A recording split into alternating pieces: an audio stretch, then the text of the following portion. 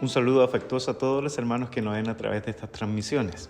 En este tiempo voy a tratar de resumir cierta parte de la historia que nos convoca en este mes de septiembre y que afectó de una manera muy positiva en la historia de nuestro país, que es la llegada y el avance de la Iglesia o el protestantismo en Chile. Dentro de estos procesos sabemos que la influencia católica del catolicismo en los años de 1800 era una influencia demasiado grande, que era muy difícil poder avanzar en los aspectos de la predicación del Evangelio si no era a través de la Iglesia Católica.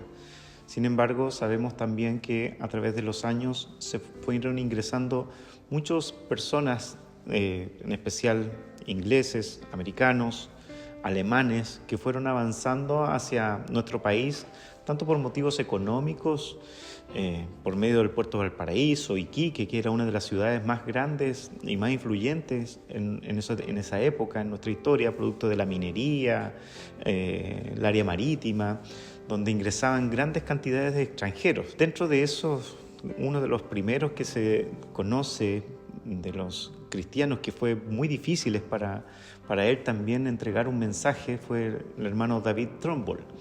Este hermano que no se le dejó entrar a predicar a nuestro país en el año 1850 por allí. Él tuvo que predicar desde un barco, desde ahí levantar la voz y en ese lugar de Valparaíso comenzar a entregar el ministerio, del cual fue desarrollando una tremenda actividad misionera, donde la Iglesia Católica finalmente lo terminó reconociendo como un hombre de Dios. Pero los avances de la Iglesia protestante en Chile fue muy compleja. Sin embargo, grandes próceres también de nuestro país tuvieron gran influencia para que el protestantismo, inclusive la Iglesia, se pueda abrir a esta visión que era influyente en muchos países. Dentro de eso, uno de los próceres de nuestro país, don Bernardo Higgins, trajo también, ¿no es cierto?, a uno de los grandes enseñadores a través de los tiempos que vino a presentar un sistema, que es el sistema lancasteriano, que era el hermano Diego Thompson. El hermano Diego Thompson estableció en los colegios el sistema lancasteriano, que era aquellas personas que pudieran ir aprendiendo más de la Escritura, puedan también ir transmitiendo lo aprendido a los que sabían menos. De alguna forma, lo que se pretendía era eliminar el analfabetismo en nuestro país. ¿Cómo se utilizó? Se generó a través de la enseñanza de la Biblia, a través de la Escritura.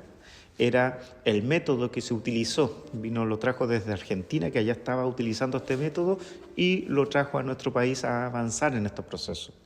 Otro de los hermanos grandes reconocidos, sin duda, es el hermano Juan Bautista Canut de Bont, un hermano jesuita que de alguna forma también se trasladó al cristianismo protestante y comenzó una cruzada a nivel nacional para poder entregar el mensaje de la palabra del Señor. En los principios de los años 1900, ya estamos hablando de que ya habían muchas iglesias que estaban siendo asentadas en nuestro país. Dentro de eso estaba la iglesia metodista episcopal. En Valparaíso hubo una situación de la iglesia de Valparaíso, que el pastor que estaba en ese lugar se enfermó y decidieron trasladarlo hacia Estados Unidos. Él pidió vacaciones porque por su producto de su enfermedad lo trasladaron, ¿no es cierto?, a Estados Unidos. Y en su reemplazo llega el pastor Willis Collins Hoover Kirk, que estaba un pastor misionero de la iglesia metodista episcopal que estaba en Iquique y fue trasladado en 1902 aproximadamente a Valparaíso, a la iglesia de Valparaíso. En ese proceso, mientras estaban en los procesos de enseñanza junto a su esposa y los miembros de esa congregación, comenzaron a estudiar el libro de los Hechos de los Apóstoles. Y en una escuela dominical, uno de los hermanos comienza y pregunta: bueno, ¿qué impide que nosotros pudiéramos tener la misma bendición del Espíritu Santo que tuvieron estos primeros hermanos de la iglesia primitiva? Y el pastor Willy le responde: no hay impedimento alguno, solamente el que está en nosotros mismos. Básicamente fue lo que le respondió. En ese proceso de seguir estudiando las Escrituras, fueron pasando los años y se enteran que en 1904 el hermano, un joven, Evan Roberts, en Gales, se generó un proceso de un avivamiento espiritual en ese país, de una gran cobertura espiritual, y que fue, ¿no es cierto?, de gran noticia a través del mundo. A su vez, un año más tarde, en el año 1905, ocurre una bendición también especial en la India, con un conjunto de un grupo de mujeres viudas que habían sido gestionadas, habían sido educadas, habían sido llamadas por Pandita Ramabai, que es Pandita, ¿no es cierto?, la doctora Ramabai, y que las tenía y las agrupaba y les enseñaba referente al cristianismo, y se generó a través de la oración un gran mover espiritual en la India que finalmente se transformó en un avivamiento espiritual. Eso fue en el año 1905. En el año 1906 otro gran avivamiento espiritual inicia en Estados Unidos, en la calle Azusa, por medio del pastor William Seymour, pastor afroamericano, que pudo generar la apertura no tan solo a los afroamericanos, sino a los asiáticos, ¿no es cierto?, a los de raza blanca, en especial, ¿no es cierto?, para todas las personas. Comenzó en ese lugar, en esa calle, un avivamiento que se extendió finalmente más tarde, ¿no es cierto?, hacia las naciones, generando también grandes denominaciones, de las cuales provienen también las iglesias Asambleas de Dios, donde su misión fue, ¿no es cierto?, expandir el Evangelio a través de la historia. Ellos, los hermanos de Valparaíso, se estaban enterando de estas situaciones que estaban ocurriendo, y en esta búsqueda comenzaron a ver distintas manifestaciones espirituales también en la iglesia. Fue una seguidilla de actos, ¿no es cierto?, acciones que fueron gestionándose a través del tiempo, donde también una hermana que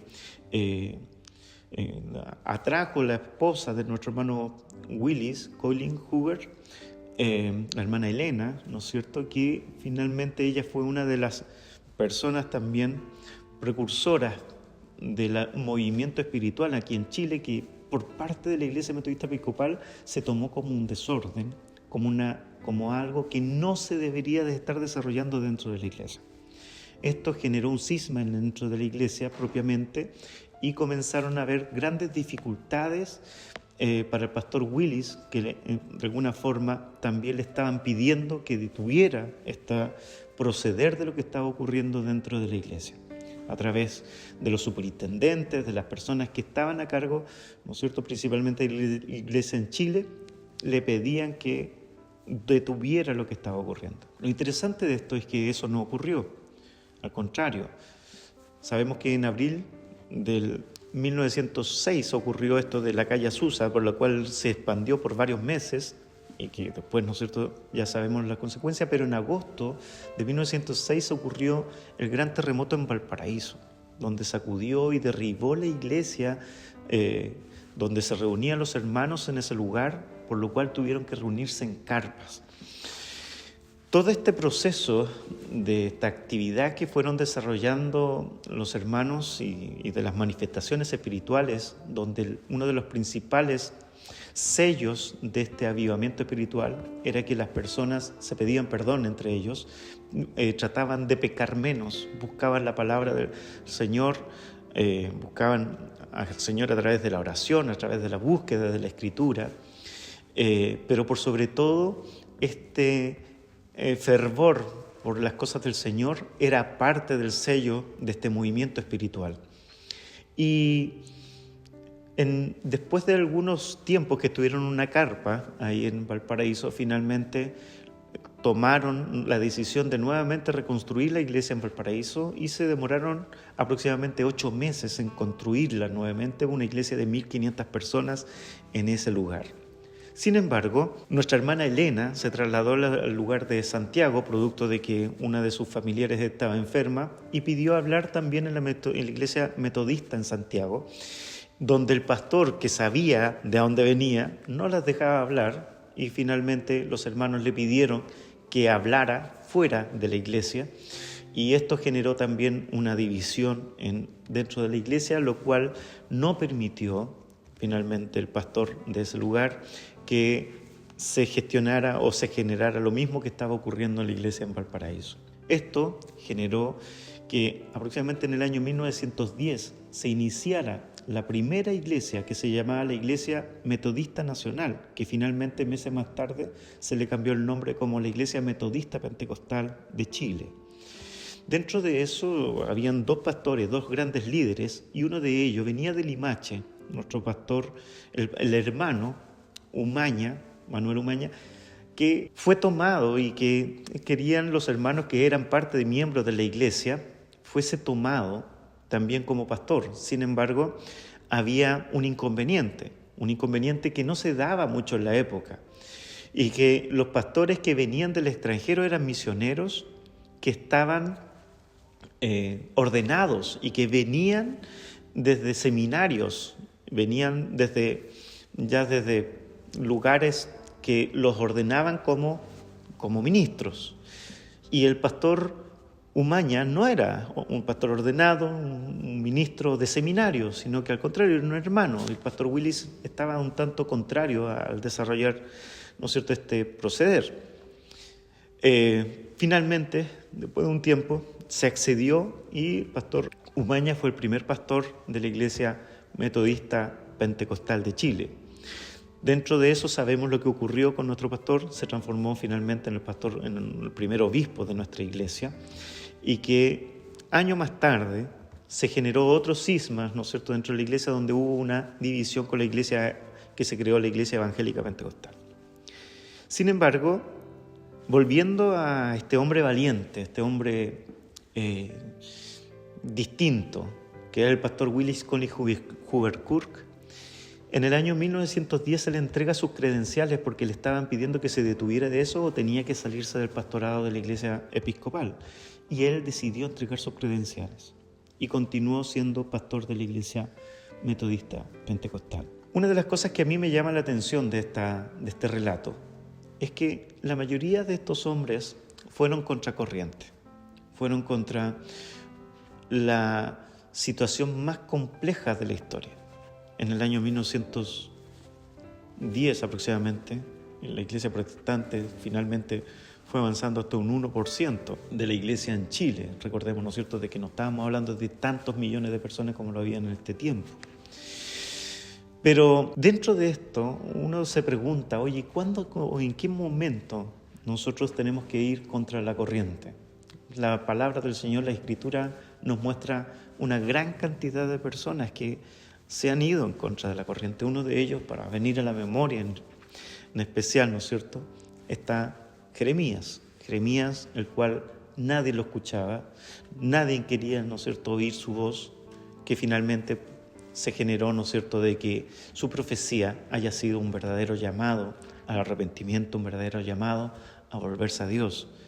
Fue un hombre que fue contra la corriente y finalmente también pasó por muchas situaciones, vejaciones, que lamentablemente le generaron, ¿no es cierto?, sus propios hermanos. Entonces la pregunta para nosotros también ahora, en este tiempo que estamos, ¿no es cierto?, en estas circunstancias de este tiempo de nuestra nación.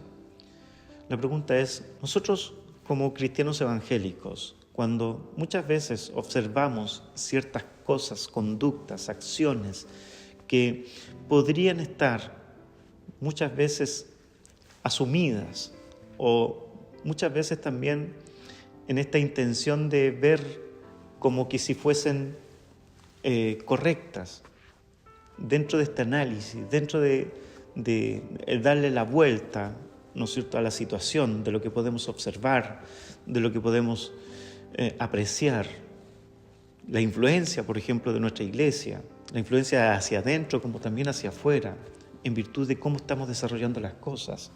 La pregunta sería, ¿tenemos que también ir contra la corriente? o tenemos que también seguir, ¿no es cierto?, en virtud de la corriente. Hay alguien que dice por ahí, los únicos peces que nadan con la corriente son los peces muertos. Y la verdad es que dentro de la iglesia se caracteriza, la iglesia evangélica chilena, o en Chile o en el mundo, se caracteriza por ser una iglesia protestante, una iglesia que estudia la Escritura, una iglesia que tiene que darse cuenta y revisarse a través de la palabra, a través del mensaje que se desarrolla en ese lugar. Y en algunas situaciones podríamos preguntarnos, ¿nadar contra la corriente o nadar con la corriente? La pregunta sería, entonces, ¿debo sencillamente dejarme llevar o ponerme, ¿no es cierto?, a nadar contra la corriente? Días atrás una persona me dijo, Israel, en algunos momentos hay que ponerse en el lado correcto de la historia. Y este ponerse en el lado correcto de la historia es que lo que hicieron muchos hombres de Dios. ¿Para qué hablar de Jesucristo, que nadó contra la corriente de la influencia de ese momento? ¿Para qué hablar de Pablo, Pedro, en especial de los apóstoles y de todos los que vemos en las Escrituras?